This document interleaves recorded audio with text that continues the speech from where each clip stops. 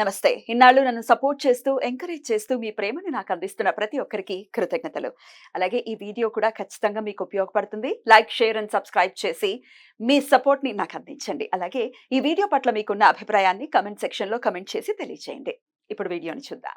నమస్తే. Welcome to our channel. నేను పద్మిని. ప్రస్తుతం మనతో పాటు ప్రముఖ astrologer and life coach Sudha గారు మనతో పాటు ఉన్నారు. మాట్లాడదాం. సుధా గారు నమస్తే అండి. నమస్కారం పద్మిని.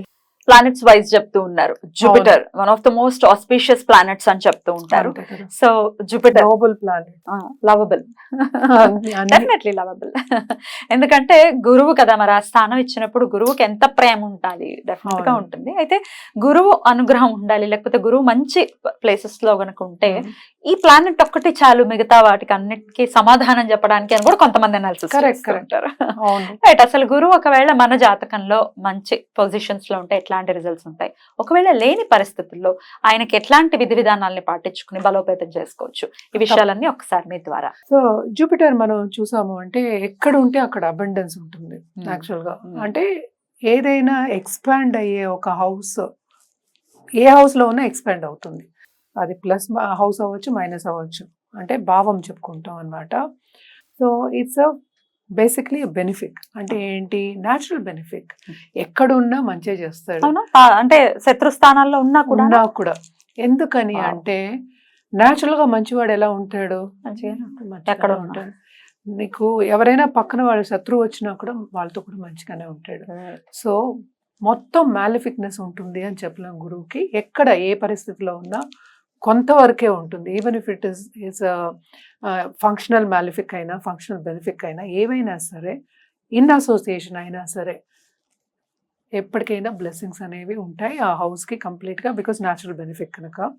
అదొకటి కాకుండా ఇట్స్ వెరీ, మనం చూసామంటే మనం ప్లానెట్స్ చూసామంటే కూడా వెరీ స్ట్రాంగ్ ప్లానెట్. అంటే బరువైనది, మాస్ ఎక్కువ ఉంటుంది. సో ఎక్కడ ఉంటే అక్కడ బలంగా కూర్చుని ఉంటాడు అని చెప్తూ ఉంటాం అనమాట గురు. అలాగే మనం బ్రాహ్మణులకు కూడా చెప్పుకుంటాం కదా, గురువు అంటే ఏంటి, గురు బ్లెస్సింగ్ ఉంటే అన్ని ఉన్నట్టే, ఇంకేం కావాలి అంట. నేను ఒక జాతకంలో గురువు స్ట్రాంగ్ గా ఉన్నాడు అంటే ఇంకేం కావాలి అంట.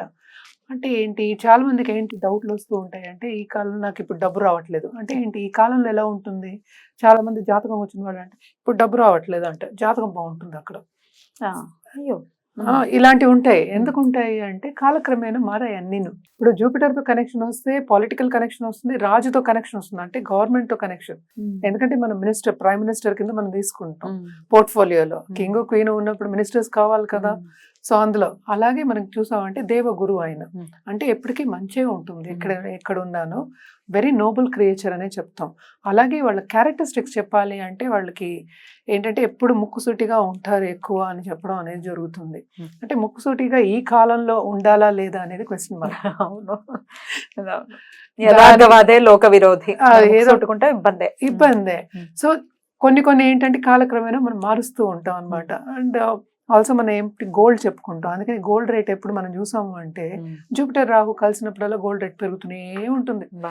ఇప్పటికి కూడా చూస్తున్నాం, మళ్ళీ కేంద్రానికి వచ్చినప్పుడు పెరుగుతుంది, మళ్ళీ ఏమో ఆస్పెక్ట్ వచ్చినప్పుడు పెరుగుతుంది. ఇక్కడ విశేషంగా మనం చెప్పుకోవాల్సింది గురువుకి ఏంటంటే స్పెషల్ ఆస్పెక్ట్స్ ఇచ్చారు 5, 9. అంటే ఇవన్నీ ఏంటంటే అవుటర్ ప్లానెట్స్. ఇప్పుడు ప్లానెట్స్ మనం 9 అని మాట్లాడుకున్నాము, కరెక్టే. సన్, మూన్, మళ్ళీ ఏంటంటే వీనస్ అండ్ మెర్కురీ, ఇవన్నీ ఏంటి సన్ కి దగ్గరగా ఉంటాయి. సో ఇన్నర్ ప్లానెట్స్ కింద తీసుకున్నాం.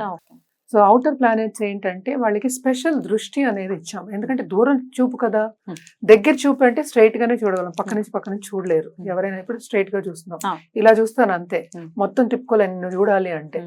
సో అవుటర్ ప్లానెట్స్ కి స్పెషల్ చూపు అనేది అందుకని ఇచ్చారు. Fifth and 9th aspects. ఆయన ఎక్కడున్నా 5th ని 9th ని చూస్తూ ఉంటారు. 7th అనేది కామన్ ఆస్పెక్ట్ అన్నిటికీను. సో ఈ 5th and 9th ఆస్పెక్ట్ అనేది వెరీ స్ట్రాంగ్ అనమాట.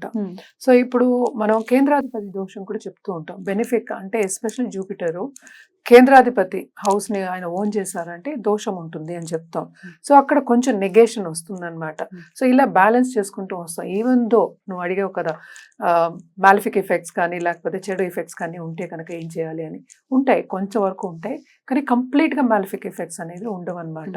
సో జనరల్ గా మనం చెప్పేది ఎప్పటికైనా రెమెడియల్ మెషర్స్ లో మనం పుష్యరాగం, కనక పుష్యరాగం చెప్తూ ఉంటాం.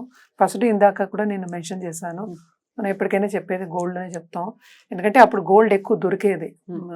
ఇదివరకు కాలంలో అంతా మొత్తం గోల్డే, అందరూ గోల్డే వేసుకున్నారు. అండ్ ఆల్సో పద్ధతి కూడా ఏంటంటే ఒక పెళ్లికి వెళ్తే గోల్డ్ నెక్లెస్ అది ఇచ్చుకునేవాళ్ళు. ఇప్పుడు వాళ్ళకి కూడా ఇచ్చేవారు చక్కగా. అదే చెప్తున్నా, అదే చెప్తున్నా, ప్రెసెంట్ మా వాళ్ళకి కూడా వచ్చున్నాయి నాకు తెలుసు. ఎందుకంటే గోల్డ్ నెక్లెస్ అన్నమాట, ఫ్రెండ్స్ కానీ అలాగా కొంచెం ఒక హుందా స్టేట్ రావాలంటే గోల్డ్ ఇచ్చేవారు అనమాట. సో హుందానెస్ కూడా ఉంటుంది అనమాట జూపిటర్ కి. అది అండ్ చదువు అంటే మాకు చూపిస్తారు. ఇది నాలెడ్జ్ గెయినింగ్ అనేది ఒకటి ఎక్స్ట్రా ఉంటుంది. అలాగే ఏంటంటే స్పిరిచువల్ పాత్ లో కూడా తీసుకెళ్తాయి. If it's in very good places spiritual path లో కూడా తీసుకెళ్తుంది. అలాగే మనం మాట్లాడుకోవాలంటే 3, 6 మళ్ళాను 11 ఆర్ ఉపచయ హౌసెస్. నేను ఇందాక నెగటివ్ హౌసెస్ కూడా చెప్పాను. సో దీంట్లోనే చెప్పుకోవాలి, మనం 12 రాసుల్లోనే చెప్పుకోవాలి కనుక 12 భావాల్లోనే చెప్పుకోవాలి. ఉపచయ అంటే అది ఎదిగే ఒక హౌసెస్ అని, ఎదుగుతారు అంటే ఏంటి, యాజ్ కాలక్రమేణా యాజ్ యూ గ్రో ఓల్డర్ అది ఎదుగుతుంది. ఆ హౌస్ నీకు అబండెన్స్ ఇస్తుంది, గ్రోత్ ఇస్తుంది, ఏదైతే అది ఇండికేషన్. సో అది ఇస్తుందని చెప్తూ ఉంటాం అనమాట. సో గురువు ఎక్కడ ఉన్నా మంచిది. గురు చూపు ఏ హౌస్ మీద ఉంటే అది ఎక్స్పాండ్ అవుతుంది, అది మోస్ట్ ఇంపార్టెంట్. జనరల్ గా అంటే స్పిరిచువల్ టీచర్స్, మన పెద్ద పెద్ద కన్సల్టెంట్స్, ఇవన్నీ ఒకరికి నేర్పాలి, ఒక 10 మందిని తీసుకొచ్చి వాళ్ళని బాగుపరచాలి అనుకునే వాళ్ళందరూ గురు బలంగానే ఉంటుంది. సో ఇవన్నీ ఉన్నాయి కనుక, అన్ని మంచి పాజిటివిటీస్ ఉన్నాయి కనుక మనం ఇంకా రెమెడియల్ మెషర్స్ చేసాము అంటే చేస్తే ఇంకా బాగుంటుంది. జనరల్ గా గురువుకి ఏ గురువు అయినా చేయొచ్చు. నేను అదే అంట, మీ కుల గురువుకి చేయండి అని చెప్తూ ఉంటాను. ఎందుకంటే ఒక్కొక్కరికి ఒక్కొక్క నమ్మకం ఉంటుంది. జనరల్ గా చెప్పుకోవాలంటే మన గురువుకి ఎప్పుడే చెప్పేది షోడే చెప్తాం. అలాగే శక్తి గురువుకి చేయాలంటే రుద్రాభిషేకం మోస్ట్ ఇంపార్టెంట్ చెప్పుకుంటూ ఉంటాం. అండ్ ఆల్సో థర్స్డే ఏ గురు కాళ్ళైనా పట్టుకోవచ్చు. దక్షిణామూర్తి కానీ, లేకపోతే దత్తాత్రేయ స్వామి కానీ, లేకపోతే సాయిబాబా కానీ, కృష్ణుడు జగద్గురు అంతే.